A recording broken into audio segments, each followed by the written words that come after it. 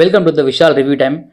ஜனவரி 22 அயோத்தி கோயில் கும்பாபிஷேகம் பண்ண போகிறாங்க. அதுக்கான பிரம்மாண்ட வேலைகள் நிறைய நடந்துட்டு இருக்கு. இது வந்து ஒரு பெரிய ஆன்மீக ஸ்தலமாக, இந்தியாவிலே பெரிய ஆன்மீக ஸ்தலமாக அமைக்கிறதுக்கு அந்த கட்டுமானத்துலேயும் சரி, அந்த அந்த அதில் ஆர்கிடெக்சர் அப்படி நிறைய விஷயங்கள் வந்து புதுசாக பண்ணியிருக்காங்க. அந்த அயோத்தியில் வந்து இந்த ராமர் கோயில் அடிக்கல் நாட்டினதுக்கு அப்புறம் அந்த அயோத்தியோடைய அந்த கிரவுண்ட், அந்த அந்த லேண்டோடைய வேல்யூ எப்படி மாறி இருக்கு, அந்த பொருளாதாரம் எப்படி உயர்ந்திருக்கு. அது மட்டும் இல்லாமல் இதுக்கு முன்னாடி அங்கே இருந்த மசூதி, பாபர் மசூதி, அது இடிக்கப்பட்டது. அதுக்கப்புறம் கோர்ட் கொடுத்த ஜட்ஜ்மெண்ட்ல இவங்க ராமர் கோயில் வந்து அடிக்கல் நாட்டப்பட்டது அப்படின்னு இந்த ராமர் கோயிலை சுற்றி நிறைய வரலாறுகள் இருக்கு. ஸோ பேக் ஸ்டோரி நிறைய இருக்கு. அதை பற்றிலாம் நம்ம இன்னைக்கு பார்க்க போகிறோம். ஸோ நம்ம சேனலுக்கு ஃபர்ஸ்ட் டைம் வரீங்கன்னா மறக்காம சேனலை சப்ஸ்கிரைப் பண்ணிக்கோங்க. ராமர் கோயில் ஜனவரி 22 கும்பாபிஷேகம் பண்ண போகிறாங்க. அதுக்கு நிறைய விஷயங்கள் போயிட்டு இருக்கு. நிறைய பேருக்கு இன்வைட் அமைச்சிருக்காங்க. நிறைய நடக்க போகுது. நம்மளுடைய பாரத பிரதமர் வந்து ஸ்ரீரங்கம் வந்திருந்தாரு, அப்புறம் ராமேஸ்வரம் போயிருக்காரு. அப்படியே அவருடைய அந்த ஆன்மீக பயணம் தொடர்ந்து நம்ம கொஞ்சம் பின்னாடி போய் பார்ப்போம். இதுல வந்து இருக்கிற கதைகள் என்ன, ரெண்டு சைடும் இருக்கிற கதைகள் என்ன. இதில் நிறைய பேர் நிறைய கதைகள் சொல்லுவாங்க. ஒரு தரப்பினர் வந்து ஒரு விதமாகவும், இன்னொரு தரப்பினர் இன்னொரு விதமாகவும் நிறைய கதைகள் சொல்லுவாங்க. இந்த வீடியோ நம்ம மேக் பண்றது காரணம் யாருக்கும் சப்போர்ட் பண்ணியோ இல்லை யாருக்கும் எதிர்ப்பு தெரிவித்தோ கிடையாது. இது வந்து இந்த கோயில் கட்டும் பொழுது, இந்த கோயில் கும்பாபிஷேகம் பண்ணும் பொழுது இதை சுற்றி இருக்கிற விஷயங்களை நம்ம திரும்ப ஒரு ரீவைண்ட் பண்ணி நம்மளுடைய வியூவர்ஸ்க்கு தெரிவிக்க போகிறோம். அதுதான் நடக்க போகுது.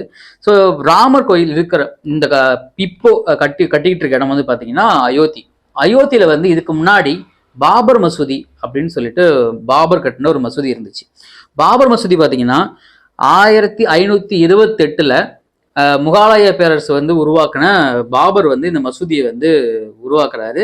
முகாலயர் படையெடுப்பு, அதுக்கப்புறம் பானிட் போர்ல அவர் வந்து அந்த முகாலயர் ஜெயிச்சு, அதுக்கப்புறம் வந்து பார்த்தீங்கன்னா முகாலயர் ஆட்சி காலம் உருவாக்கி அப்போ அந்த பாபர் வந்து அந்த மசூதி எழுப்புறாரு. ஸோ அந்த மசூதி வந்து பாபர் மசூதி அப்படின்னு பெயர் பெறுது. ஓகே, அதுக்கப்புறம் என்ன நடக்குது அப்படின்னா, அந்த பாபர் மசூதி இருந்த இடத்துல இதுக்கு முன்னாடி ஒரு இந்து கோயில் இருந்தது. இங்க வந்து இது வந்து ஒரு அயோத்தி வந்து ராமர் பிறந்த இடமா அவங்க வந்து ஒரு கதை சொல்றாங்க. ராமர் பிறந்த இடம், ராமாயணத்துல இது மாதிரி ராமர் பிறந்த இடம். ஸோ இது ராமருக்கு சொந்தமான இடம். ஸோ ராமர் இருந்த கோயிலை இடிச்சுட்டு தான் மசூதி கட்டியிருக்காங்க அப்படின்னு இவங்க அதாவது பிரிட்டிஷ் எம்பையர்ல வந்து இவங்க வந்து ஒரு அலிகேஷன்ஸ் வைக்கிறாங்க. அப்படி வந்து இந்த பிரச்சனை வந்து அங்க வந்து ஒரு துவக்கமா இருக்கு. இப்போ இந்த இடத்துல வந்து பாபர் மசூதி கட்டியிருக்காரு. அவர் கட்டினது பார்த்தீங்கன்னா 1528. ஸோ அந்த மசூதி கட்டும்போது அதுக்கு முன்னாடி எங்க கோயில் இருந்துதா, அங்க கோயில் இல்லையா அப்படின்னு கண்ணால் பாற்ற சாட்சிகள் யாரும் கிடையாது. எல்லாமே வந்து ஒரு கற்பனை கலந்த விஷயங்கள் சொல்லிட்டு இருக்காங்க. ஆனா பாபர் அந்த மசூதி கட்டினதுக்கு அப்புறம் முகலாய பேரரசு அந்த ஆட்சி காலம் 300 ஆண்டுகள் இருக்கும் பொழுது இங்க பிரிட்டிஷ் எல்லாம் பொழுது எதுவுமே பண்ண முடியல. ஆனா 1853 வந்து பாத்தீங்கன்னா இந்து முஸ்லீம் கிடையே வந்து ஒரு சின்ன பிரச்சனை நடைபெறுது. அந்த பிரச்சனை தான் ஃபர்ஸ்ட் வந்து இந்த மாதிரி ஃபர்ஸ்டா ஒரு இம்பாக்ட் கிரியேட் ஆனது அந்த 1853 தான். அப்பதான் வந்து இது உருவெடுக்குது. ஸோ இந்த பிரச்சனையை வந்து எவ்வளோ பெரிய பூகாந்தரமா ஆகும், இது ஒரு பெரிய இம்பாக்ட் கிரியேட் படுத்தும் அப்படின்னு அப்ப யாருக்குமே தெரியல. அது போகும்போது 1855 அப்புறம் நிறைய விஷயங்கள் நடக்குது. நிறைய வந்து இந்த இந்துக்கள் தொடர்ந்து வந்து இந்து அமைப்பினர் வந்து இல்லை, இது வந்து ராமருக்கு சொந்தமான இடம், இந்த இடத்துல ராமர் கோயில் கட்டியாகணும் அப்படின்னு சொல்லி நிறைய விஷயங்கள் பண்ணிக்கிட்டே வராங்க. அதோடைய விளைவா என்ன நடக்குது அப்படின்னா 1885 ஒரு பெட்டிஷன் போய் ஒன்று கொடுக்குறாங்க. என்ன அப்படின்னா, அந்த இடத்த சுத்தி வந்து செடி கொடிகள் வளர்க்கணும் அப்படின்னு சொல்லி ஒரு பெட்டிஷன் வந்து கொடுக்கப்படுது. ஆனா அந்த ஃபைலை வந்து கோர்ட் வந்து தள்ளுபடி பண்ணிடுறாங்க. அது பண்ண முடியாது அப்படின்னு சொல்லிட்டு. ஸோ இப்படி போயிட்டு இருக்கு, இந்த விஷயங்கள் வந்து போயிட்டு இருக்கு.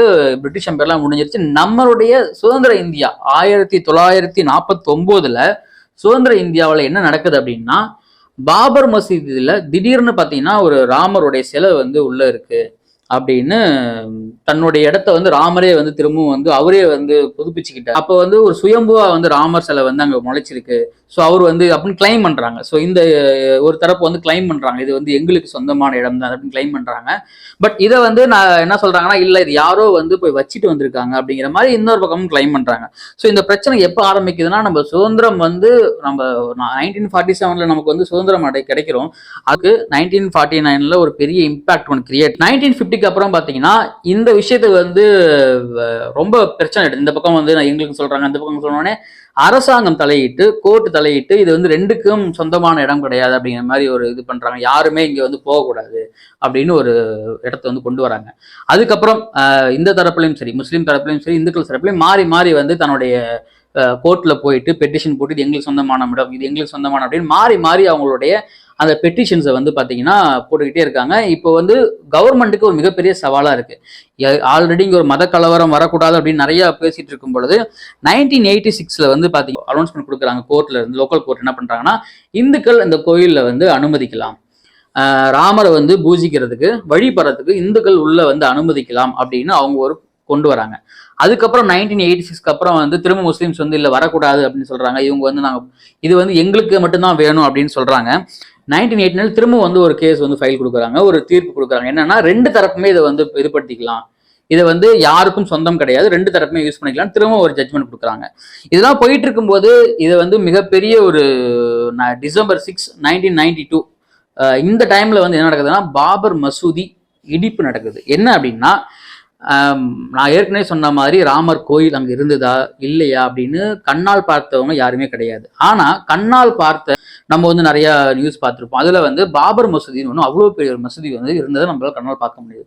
அந்த மசூதியை ஒரு குறிப்பிட்ட இந்து அமைப்பினர் என்ன பண்றாங்கன்னா, அதை போய் 1992 டிசம்பர் 6 வந்து அதை வந்து இடிச்சு தரமட்டமாக்குறாங்க. அப்படி ஆகும் பொழுது இந்து முஸ்லீம் கலவரம் பெருசா வந்து அங்க நம்ம நாட்டுல வந்து இருக்கு, நிறைய உயிர் சேதங்கள் நடக்குது. இது வந்து உடைக்கப்பட்டதுக்கு அப்புறம் இதுக்கு யார் இருக்காது பின்னாடி அப்படின்னு இங்க வந்து ஒரு ராத்திரி நடத்துறாங்க. அந்த ராத்திரில வந்து பாத்தீங்கன்னா அத்வானி, எம் ஜோஷி அப்படின்னு பிஜேபி லீடர்ஸ் வந்து அந்த யாத்திரையை நடத்துறாங்க. ஸோ அந்த யாத்திரை வந்து ஒரு மறு உருவமா என்ன நடக்குதுன்னா, இந்த யாத்திரை கலவரமா மாறுது. யாத்திரையிலேருந்து நிறைய பேர் போய் இந்த மசூதியை வந்து இடிக்கிறாங்க. ஸோ இதுதான் அந்த மசூதி இடிப்புல நடந்த ஒரு பெரிய ஒரு இம்பாக்ட். அதுக்கப்புறம் அவங்க வந்து இப்போ நமக்கு மிஸ்டர் அத்வானி மேலே அவர்களையும் ஜோஷி அவர்களையும் வந்து இவங்க தான் வந்து பண்ணாங்க மற்றும் பலர் அப்படின்னு சொல்லி இவங்க மேலே கேஸ் ஃபைல் பண்ணுறாங்க. ஸோ குற்றம் சாட்டப்பட்டவர்கள் இவங்க மேலே கேஸ் ஃபைல் பண்ணி இந்த கேஸ் வந்து போயிட்டே இருக்கு. இதுக்கப்புறம் 1993 முடிஞ்சதுக்கப்புறம் 2003 இந்த கேஸை வந்து சிபிஐ விசாரணையிலேருந்து இந்த கேஸை வந்து கைவிடுறாங்க. இது எந்த ரீசன் என்ன நமக்கு தெரியாது. ஆனால் 1993 போட்டது ஒரு 8 இயர்ஸ்க்கு அப்புறம் பார்த்தீங்கன்னா 2001 இந்த கேஸ் வந்து கைவிடப்படுகிறது. 2004 திரும்பவும் என்ன பண்றாங்கன்னா, சிபிஐ வந்து இந்த கேஸ் நாங்கள திரும்பவும் ரீவைண்ட் பண்றோம் அப்படிங்கிற மாதிரி வராங்க. இந்த 2001 to 2005 என்ன குறிப்பிட்ட காலத்துல என்ன நடந்தது நமக்கு தெரியல. ஸோ பார்க்குற வியூவர்ஸ்க்கு ஏதாவது தெரிஞ்சதா அந்த இன்ஃபர்மேஷன் கமெண்ட்ல பதிவு பண்ணுங்க, அதை பத்தி நம்மளும் பேசுவோம் என்னன்னு சொல்லிட்டு. சிபிஐ திரும்பவும் இந்த விசாரணை வந்து கொண்டு வராங்க. கொண்டு வந்ததுக்கு அப்புறம் இதை வந்து யார் பண்ணாங்க ஏது பண்ணாங்கன்னு திரும்பவும் அந்த கிரிமினல் கேஸ் வந்து கொண்டு வந்து மிஸ்டர் அத்வானி மேலையும் எம்எஸ் ஜோஷி மேலையும் திரும்ப அதை ரீக்ரியேட் பண்றாங்க. பண்ணும்பொழுது என்ன பண்றாங்கன்னா, 2010 வந்து ஒரு தீர்ப்பு ஒன்று கொடுக்குறாங்க, ஒரு பெரிய ஒரு திரும்பி பார்க்கப்பட்ட தீர்ப்பு. 2:1, அதாவது ஒரு 3 நீதிபதிகள் கொண்ட குழு வந்து இதை வந்து ஜட்மெண்ட் கொடுக்குறாங்க. ஜட்மெண்ட் கொடுக்கும் பொழுது அதாவது 3 நீதிபதிகள்ல 2 நீதிபதிகள் எந்த தீர்ப்பு கொடுக்குறாங்களோ அது வந்து மெஜாரிட்டி எடுத்து அதை வந்து நம்ம கொடுக்கணும்னு சொல்லும் பொழுது என்ன சொல்றாங்க அப்படின்னா, 3 தரப்பிற்கும் இந்த இடத்த வந்து பிரிச்சு கொடுக்கணும், சமமா இருக்கணும் அப்படின்னு சொல்றாங்க. 2017 அப்புறம் அந்த கிரிமினல் கேஸை திரும்பவும் வந்து கொண்டு வராங்க. அவங்க மேல கேஸ் வந்து திரும்பவும் வந்து நடத்தணும். 2017 கொண்டு வராங்க. 2019 ஒரு வெர்டிக் நடக்குது. அந்த வெர்டிக் தான் வந்து பாத்தீங்கன்னா, ராமர் கோவில் அந்த இடத்துல கட்டலாம் அப்படின்னு சுப்ரீம் கோர்ட் வந்து ஒரு ஜட்ஜ்மெண்ட் கொடுக்குறாங்க. அங்க என்ன சொல்றாங்க அப்படின்னா, இதுக்கு முன்னாடி அந்த இடத்துல வந்து ஆர்காலஜி டிபார்ட்மெண்ட் சொன்ன விஷயங்கள் படி அந்த இடத்துல இதுக்கு முன்னாடி கோயில் இருந்ததுக்கான சாத்தியக்கூறுகள் இருக்கு அப்படின்னு சொல்றாங்க. அதனால இந்த இடத்த வந்து ராமர் கோயில் கட்டலாம் அப்படிங்கிற மாதிரி ஜட்ஜ்மெண்ட்ல கொடுக்குறாங்க. அவங்க என்ன சொல்றாங்கன்னா, அந்த 2.7 ஏக்கர் நிலத்துக்கு பதிலாக முஸ்லீம்களுக்கு அங்கிருந்து கொஞ்சம் அந்த சுற்றி அதாவது பக்கத்துல 5 ஏக்கர் இடமா வந்து நீங்க வந்து மசூதி கட்டுறதுக்கு உங்களுக்கு இடம் வந்து அந்த கவர்மெண்ட் வந்து ஒதுக்கி தரணும், அதாவது உத்தரப்பிரதேச கவர்மெண்ட் ஒதுக்கி தரணும் அப்படின்னு அந்த இதையும் குறிப்பிட்டு சொல்றாங்க. இப்போ இந்த 2.7 ஏக்கர்ல வந்து அவங்க வந்து 2020 வந்து பாரத பிரதமர் நரேந்திர மோடி வந்து அடிக்கல் நாட்டினாரு. 1528 ஆரம்பிச்ச அந்த ஒரு ஹிஸ்டரி வந்து பாத்தீங்கன்னா நமக்கு 2019 முடிவுக்கு வருது, ராமர் கோயில் கட்டலாம் அப்படிங்கிற ஒரு முடிவுக்கு வருது. பட் அந்த தீர்ப்பு வரும்பொழுது எந்த சலசலப்பும் வரல. ஏன்னா அவங்களுக்கு சுப்ரீம் கோர்ட் சொன்ன மாதிரி அவங்களுக்கு வந்து தனியா ஒரு இடம் 5 ஏக்கர்ல கொடுத்துட்டாங்க. இந்த 2.7 ஏக்கர்ல வந்து நீங்க வந்து ராமர் கோயில் கட்டலாம் அப்படிங்கிற ஜட்ஜ்மெண்ட் கொடுத்துட்டாங்க. இதுல வந்து நிறைய விஷயங்கள் நமக்கு வந்து 90ஸ்ல இருந்து ஒரு 80ஸ்லயும் சரி, இதனால பாதிக்கப்பட்ட மக்கள் நிறைய பேர் இருக்காங்க, இதனால பாதிப்படைந்தவர்கள் நிறைய பேர் இருக்காங்க.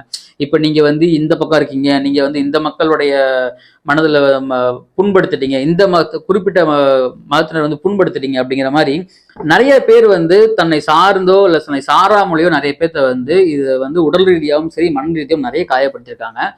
நமக்கு என்ன இதில் நம்ம சொல்ல வரோம் அப்படின்னா, இப்போ இந்த ராமர் கோயில் சிறப்பாவோ ரொம்ப ஒரு பெரிய ஒரு இம்பாக்ட் கிரியேட் பண்றதுக்கு காரணம் என்ன அப்படின்னா, இந்த இடத்துல வந்து ஆல்ரெடி ஒரு பாபர் மசூதி இருந்த இடத்துல ஒரு ராமர் கோயில் கட்டுறது வந்து எந்தவித ஒரு பிரச்சனையும் இல்லாம இந்த கோயிலை கட்டி முடிச்சு இது கும்பாபிஷேகம் பண்ண போறாங்க அப்படிங்கிறது தான் இந்த இதோ சிறப்பு. அது மட்டும் இல்லாம இந்த ஆர்கிடெக்சர், இந்த சுத்தி உள்ள விஷயங்கள், அந்த பிரமிக்க வைக்கிற டெக்னாலஜிஸ் எல்லாமே யூஸ் பண்ணி கட்டுறாங்க போது இது ஒரு தனி சிறப்பாகவும் இருக்கு. இப்போ நம்ம இதை வந்து இந்த விஷயத்த வந்து இதோட நிறுத்திடாம இந்த கோயிலுக்கு இருக்குல்ல, அந்த ராமர் கோயில் சுற்றி உள்ள இடங்கள், இதுல எவ்வளவு விஷயங்கள் இருக்கு, இதுல எத்தனை பேர் வந்து இதுல என்னென்ன சுவாரஸ்யமான விஷயங்கள் இருக்கு அப்படின்னு அடுத்த எபிசோட்ல பார்க்க போறோம். ஸோ பார்ட் 2 கண்டினியூ இருக்கு, அதையும் மறந்துடாம பாருங்க. இந்த முகாலயர் மன்னர் இந்த பானிபட் போர் இருக்குல்ல, இந்த பானிபட் போரா இருக்கட்டும், முகாலயர் மன்னர் இருக்கட்டும், பாபர் மசூதி கட்டினதா இருக்கட்டும், அதுக்கப்புறம் அந்த மசூதி இடிக்கப்பட்டதா இருக்கட்டும், இந்த இடிக்கப்பட்டது அந்த இடிக்கப்பட்ட இடத்துல திரும்பவும் ராமர் கோயில் கட்டப்படுறது எல்லாமே ஒரு வரலாறு. மனுஷனை முதல்ல மனுஷனா பாருங்க அப்படின்னு சொல்லுவாங்க. அதுக்கப்புறம் தான் நம்ம ஜாதி மதம் எல்லாத்தையும் கடந்து நம்ம அதுக்கப்புறம் போகணும். பட் தனிப்பட்ட ஒருத்தரோட நம்பிக்கையை புண்படுத்தாம நம்ம எந்த கருத்துக்களை எடுத்து வச்சாலும் கண்டிப்பா அதை வந்து சம்பந்தப்பட்டவங்க ஏத்துப்பாங்க அப்படின்னு நம்பிக்கையில நாங்கள் இந்த வீடியோ பண்றோம். ஸோ இந்த ராமர் கோயில் கடந்த வந்த பாதை, இந்த கேஸ் டீட்டெயில்ஸ் எல்லாம் இன்னும் டீட்டெயில்ஸாக வேணும் அப்படின்னு நீங்கள் நினச்சிங்கன்னா கமெண்ட்ல பதிவு பண்ணுங்க. கண்டிப்பாக இன்னும் டீட்டெயில்டாக இன்னும் பொலிட்டிக்கலாக நம்ம நிறைய விஷயங்களை பேசலாம். ஸோ நம்ம சேனலுக்கு கருத்துக்களை கமெண்ட்ல பதிவு பண்ணுங்க. நம்ம சேனலுக்கு ஃபர்ஸ்ட் டைம் வரீங்கன்னா மறக்காம சேனலை சப்ஸ்கிரைப் பண்ணுங்க. நான் உங்கள் விஷால். நன்றி, வணக்கம்.